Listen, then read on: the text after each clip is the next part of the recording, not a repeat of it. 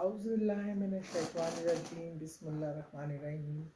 السلام علیکم، میں ہوں سعدیہ سہیل۔ امید ہے کہ آپ سب خیر و عافیت سے ہوں گے۔ آج آپ کا پہلا روزہ، اور جو بیرون ملک پاکستانی ہیں، مسلمان لوگ ہیں، اور ان کا یہ دوسرا روزہ اور ہمارا پہلا روزہ، یہ خیر و عافیت سے گزر گیا ہوگا، اور اب انشاءاللہ پاکستان میں دوسرے روزے کی تیاری کی جا رہی ہے۔ تیسرے روزے کی مطلب روزے جب چلے لگے بھی لگتا ہے پہلا روزہ ہے، دوسرا روزہ ہے۔ پہلا عشرہ جیسے ہی گزرتا اس کے بعد روزوں کو پر لگ جاتے ہیں۔ اس تیزی سے وقت گزرتا ہے کہ ہم بے انتظار ہوتا ہے سارا سال رمضان نے آنا، رمضان میں یہ کرنا ہے، رمضان کے یہ مصروفیات، اور رمضان آ کے فٹافٹ چلا جاتا ہے۔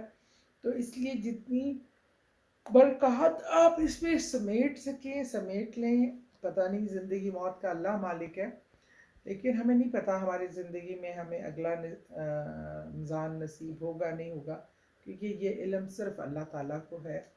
تو اس لیے ایک ایک روزے کی جو آپ نا فضیلت، اس کو آپ اس میں فائدہ اٹھائیں، اللہ کے کلام سے، اللہ کے اذکار سے، اس کا جتنا بھی اس کی برکات آپ انجوائے کر سکیں، اس سے لطف اندوز ہو سکیں تو ضرور کیجئے۔ چھوٹے چھوٹے عمل کو اپنی زندگی میں کر لیجئے۔ میرے پاس بڑے لوگوں کا آتا ہے کہ جی کاروبار نہیں چل رہا، روٹی روزی بند ہوئی پڑی ہے، رزق میں عجیب سی رکاوٹ ہے۔ تو اس کے لیے میں نے سوچا کہ تیسرے روزے کا آپ کو عمل بتا دوں کہ تیسرے روزے میں آپ نے یہ عمل کرنا ہے۔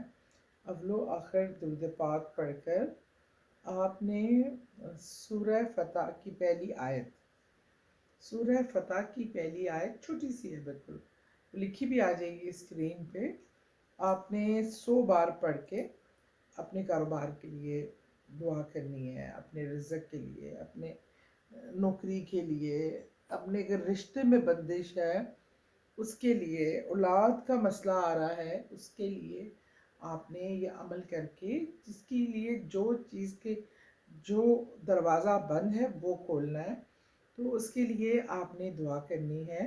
سورہ فتح کی پہلی آیت 100 بار پڑھ کر اول و آخر درود پاک اللہ کے حضور تیسرے روزے کے دن۔ بہت شکریہ۔